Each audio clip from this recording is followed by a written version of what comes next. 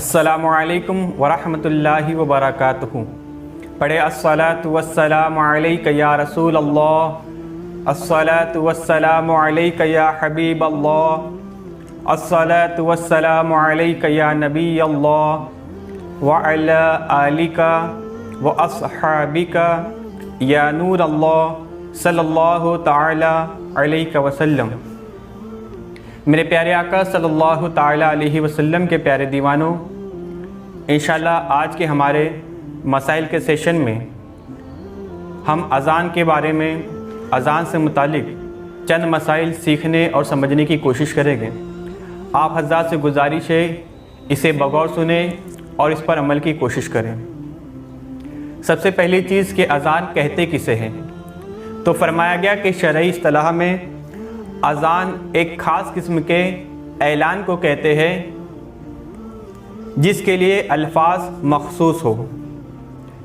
یعنی میرے پیارے آقا صلی اللہ تعالی علیہ وسلم کے پیارے دیوانوں، اسلام کی پہچان اور جو ہمارے لیے ایک سب سے اہم فریضہ ہے نماز، اس کے لیے جب لوگوں کو بلایا جاتا ہے تو خاص الفاظ کے ساتھ اعلان کیا جاتا ہے، اسی کے مجموعے کو اذان کہتے ہیں۔ اذان کے الفاظ الحمدللہ ہر مسلمان کے ذہن میں ہوتے ہیں، ہر کسی کو یاد ہوتے ہیں۔ آئیے وہ الفاظ کیا ہے میں آپ کے سامنے بتا دوں۔ اذان کے الفاظ یہ ہے: اللہ اکبر اللہ اکبر، اللہ اکبر اللہ اکبر، اشہد ان لا الہ الا اللہ، اشہد ان لا الہ الا اللہ، اشہد ان محمد الرسول اللہ، اشہد ان محمد الرسول اللہ،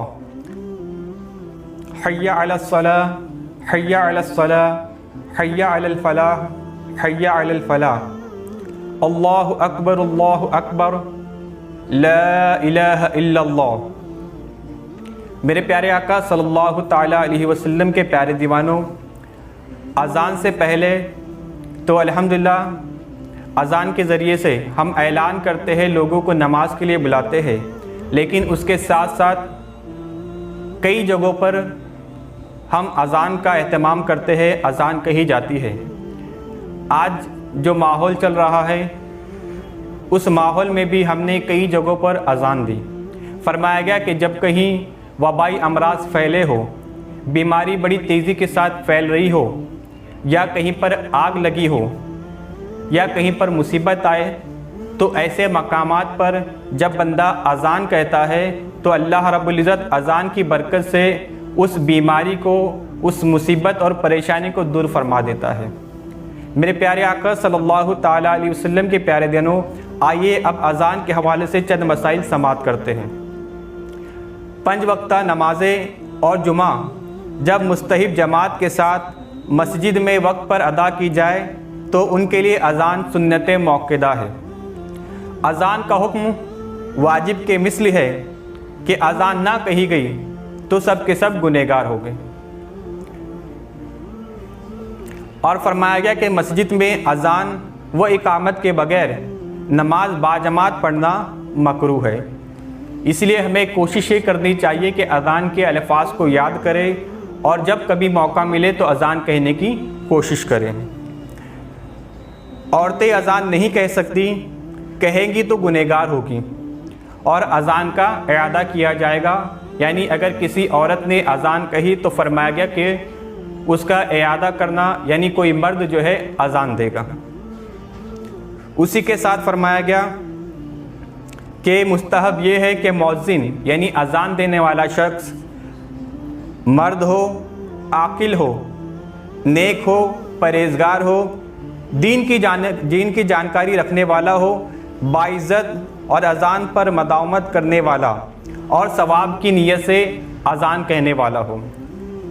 یہ تمام لوگوں کے حوالے سے جو میں نے بتایا کہ اذان دینے والا یعنی مؤذن کا سب سے پہلے مرد ہونا یہ شرط ہے، اسی کے ساتھ ساتھ عاقل ہونا، نیک اور پرہیزگار ہونا، دین کی جانکاری رکھنے والا ہو، باعزت ہو، اور اذان دینے کا اس کا مقصد صرف اور صرف ثواب کی نیت ہو، اللہ رب العزت کی رضا حاصل کرنا ہو۔ اب اذان کیسے کہنا ہے؟ تو فرمایا گیا کہ اذان کے کلمات ٹھہر ٹھہر کر کہے جائیں گے۔ جس طریقے سے ہم دیکھتے ہیں کہ ہماری مساجد سے اذان ہوتی ہے تو مؤذن صاحب اذان کے ہر لفظ کے بعد کچھ دیر وقفہ کرتے، رک جاتے ہیں، سکتہ کرتے ہیں۔ اسی طریقے سے ہمیں اذان ٹھہر ٹھہر کر دینا ہے۔ اذان کے جو شروع کے الفاظ ہیں اللہ اکبر اللہ اکبر، تو یہ ایک ہی حرف ہے، تو جب اسے پڑھا جائے گا تو پہلے اللہ اکبر کی را کے پیش کو دوسرے اللہ اکبر کے لام سے ملا کر پڑھا جائے گا، یعنی اللہ اکبر اس طریقے سے پڑھا جائے گا۔ پھر فرمایا گیا کہ سکتے کی مقدار، یعنی ہر لفظ کے درمیان کتنی دیر وقف کرنا ہے، رکنا ہے، تو فرمایا گیا کہ سکتے کی مقدار یہ ہے کہ جواب دینے والا جواب دے لے، یعنی جواب دینے والوں کو بھی موقع ملے کہ اس اذان کا جواب دے دیا جائے۔ پھر فرمایا گیا کہ حی علی الصلاۃ اور حی علی الفلاح، جب مؤذن اذان کہنے والا ان الفاظ پر پہنچے تو حی علی الصلاۃ کہنے کے بعد داہنی جانب اپنے چہرے کو گھمائے اور حی علی الفلاح کہنے پر بائیں جانب اپنے چہرے کو گھمائے۔ اب اس میں ہمیں صرف چہرہ گھمانا ہے، اپنے پورے وجود کو، پوری باڈی کو نہیں گھمانا ہے۔ فرمایا گیا کہ فجر کی اذان میں حی علی الصلاۃ اور حی علی الفلاح کے بعد ایک اور لفظ اس میں اضافہ کیا گیا ہے جو کہ نیند کے حوالے سے ہے، تو ہمیں چاہیے کہ اس سنت کو بھی زندہ رکھے اور فجر کی نماز میں فجر کی اذان میں یہ کلمات کو ہم سنا کرتے ہیں۔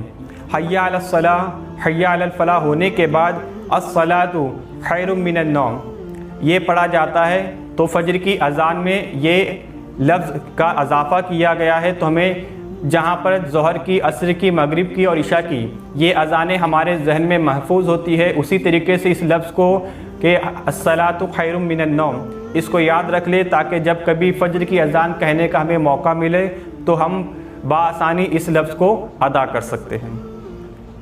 اب فرمایا گیا کہ اذان کہتے وقت دونوں کانوں کو جو ہے دونوں کانوں کے سوراخ میں شہادت کی انگلی، یہ جو شہادت کی انگلی ہے دونوں کانوں کے اندر ڈال دیا جائے، اور اگر کسی نے انگلیاں نہیں ڈالا، انگلیاں ڈالنا مستحب ہے، تو اور اگر دونوں کانوں پر ہاتھ رکھ لے تب بھی اچھا ہے، اذان ہو جائیں گی۔ لیکن فرمایا گیا کہ بہتر عمل یہ ہے کہ دونوں ہاتھوں کی شہادت کی انگلی کان کے اندر ڈال کر اذان کہی جائے۔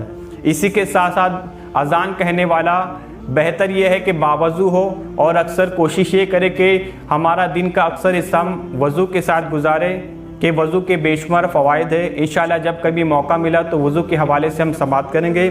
اذان کے حوالے سے چند باتیں میں نے آپ کے سامنے پیش کی، انشاءاللہ آئندہ آنے والے ہفتے ہم مزید اذان کے حوالے سے سماعت کریں گے کہ جب کسی کے گھر میں جو ہے بچے کی ولادت ہو، آس پڑوس میں، رشتہ داروں میں اگر کوئی ہمیں اذان کے لیے بلائے تو ہمیں اذان کس طریقے سے دینی ہے، اس کا طریقہ کیا، یہ ہم سیکھنے کی کوشش کریں گے۔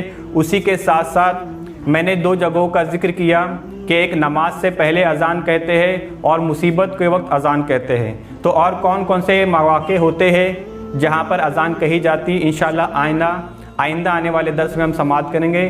آپ حضرات سے گزارش ہے ان تمام چیزوں کو ذہن میں رکھیں اور عمل کرنے کی کوشش کریں۔ دوران گفتگو کسی قسم کی غلطی خامی ہو گئی ہو تو اللہ رب العزت کی بارگاہ میں توبہ کرتا ہوں، استغفر اللہ ربی من کل ذنب واتوب الیہ۔ اللہ تبارک تعالی ہر مسلمان کو اذان کہنے کا موقع عطا فرمائے اور اذان کی برکتوں سے مالا مال فرمائے۔ السلام علیکم ورحمۃ اللہ وبرکاتہ۔